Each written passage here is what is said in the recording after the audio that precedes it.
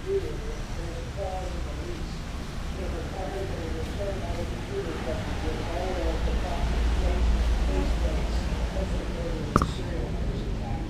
And the face plates were worth like 15 cents. And they've been removed like 3 years earlier and thrown away. And so the bank basically required which would have tripled the cost of the lease, because I think 9 years of the lease, we were supposed to put a 15-cent faceplate with a $3,000 computer.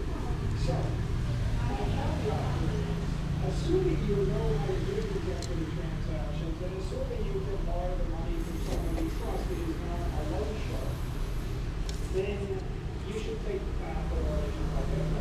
If you don't know how to do that, then you're going to pay. So, I mean, it's not a path for us not to do it.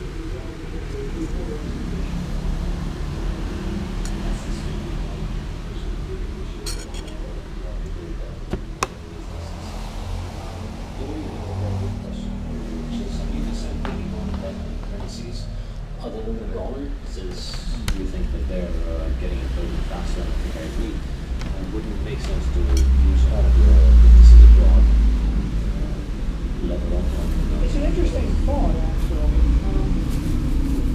I'd have to talk to my finance people. Like in theory, if we could take on debt in weaker currencies as a credit line, that is a good idea. Well, I think we've just been focused on other things, but it is good. If you can get it to the size that's material and you weren't in trouble. And in this last clip we wanted to share with you, Michael Saylor is asked point blank, is Bitcoin money? Now he's always made a point to say he doesn't think Bitcoin should be considered a currency, instead advocating for its identification as digital property or a digital store of value. And he goes into his thoughts here. The US dollar is like the currency component of money. And in a hyperinflating economy like Venezuela, there's still a currency, it's just collapsing. And then there's a property, but then in the middle, what's interesting is that if the dollar is sitting in Venezuela, it looks like a store of value to the Venezuelans, because the dollar will hold value for like 3 to 7 years or 3 to 10 years, and the Venezuelan bolivar will hold value for 3 to 7 weeks or less. And then Bitcoin will hold value for 3 centuries. And so I almost look at these assets as having a different time, a different half-life. Like what's the half-life of your money? And I would say the half-life of Bitcoin as money is forever. And the half-life of the dollar as money 10 years ago was 10 years. And the half-life of dollar as money today is 3 years. 3 years. Right? And so if you think about, and the half-life of the bolivar as money might be 3 weeks or 3 days, I don't know.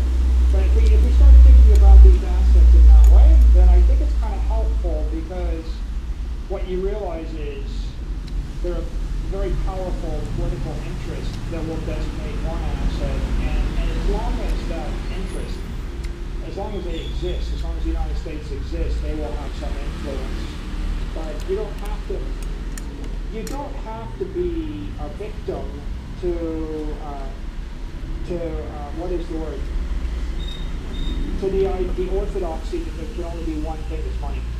Once you understand that there are 3 things that can be money, then you can simply mix your portfolio with a mixture of a little bit of the weak one, a little bit more of the mid one, and a lot of the good one. And I think that's a very helpful metaphor for people. Do you think that Bitcoin as digital energy is the most important attribute of Bitcoin, or the most forward-thinking concept about it, right? I ran this survey on Twitter. I don't know if you saw. I asked people, is Bitcoin digital gold, digital property, digital money, or digital energy? It's like on my Twitter. It's very interesting. Okay. So here's what I think. I think that the most powerful concept is energy. That's and right. Digital energy. Yeah. Because I think that the entire universe is made of energy. I think the Earth is energy. A building is energy, matter is energy, and I think that energy is a more powerful idea than matter. Matter is a static instantiation of energy, but energy is the pure idea. So if matter is energy and energy is matter, then energy is the highest, cleanest, purest, most useful form. We talk about money. Money is capital as energy. Or, as I can look at all the capital stock of the society and say all the buildings, all the companies, all the products, all the commodities. That's one view of the capital stock. And the other view of the capital stock is all the money, and it should balance sort of in some way. And I could look at the world and say it's all the matter in the world, and then I could snap my fingers and I could turn it into energy, right? And then I could turn it back into matter. And that's what Einstein told us. So I think that once you understand it as digital energy, then you realize that it's a lot more than a store of value. If I wrap myself, like right now, if I wrap myself in digital energy, I could move through cyberspace with greater substance and creditworthiness. Like, I think that the solution, for example, to cybersecurity is everybody has to post a certain amount of satoshis as their credit deposit or their security deposit, and then whenever you hit a website or DM someone or show up to a meeting or you post an offer or you make a comment, then you have that security deposit. And then if you break the rules, like you lie or try to cheat someone, then you would get fined by that platform, like a speeding ticket or the like. And in that world, that Bitcoin on a lightning rail becomes digital energy, which provides cybersecurity at the speed of light. And it's a very big idea, a lot bigger idea than I'm just going to store money in digital property instead of in a house. Right? It's like, that might be worth a short clip. It's like if I want to give form and substance, and if I want to give consequence in cyberspace, then I need digital energy. Right now there are no consequences to bad behavior. So there are 1 billion malicious attacks an hour, and there are no consequences. And one of the problems is because we can't convey digital energy in cyberspace. But it's beyond the scope of a quick answer.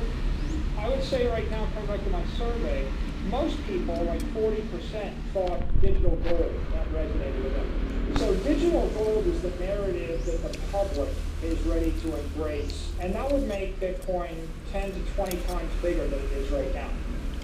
You can argue that digital gold as easily takes you from $1 trillion to $20 trillion market cap. And maybe that's fine, right? So we can basically double 3 more times or 4 more times before we outrun that idea.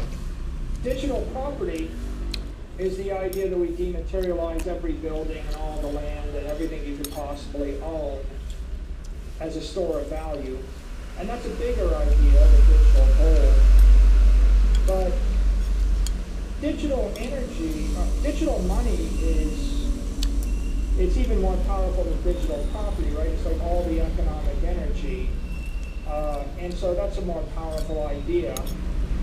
People don't really appreciate money right now. You could almost say that since 1971, there's been an attack, like a psychological ops attack on the value of money, like where the political system attempts to undermine the value of money. I mean, money's gotten a bad name because what is money? If it's the dollar and the dollar loses 7% of its value a year for 50 years, then the idea that money is valuable has been kind of systemically undermined for 2 generations almost. But if money was properly understood, sound money, then sound money would appreciate in value. And then once you understood it as sound money, you're like, well, Sound money means digital property that's reasonably liquid for commerce. It's a medium of exchange and not just a store of value. And I think that takes it from a $100 trillion type value proposition to $250 trillion or more value proposition. All right, those are just a few of our highlights and favorite moments. Make sure to listen to the whole interview. It's 3 hours long, but you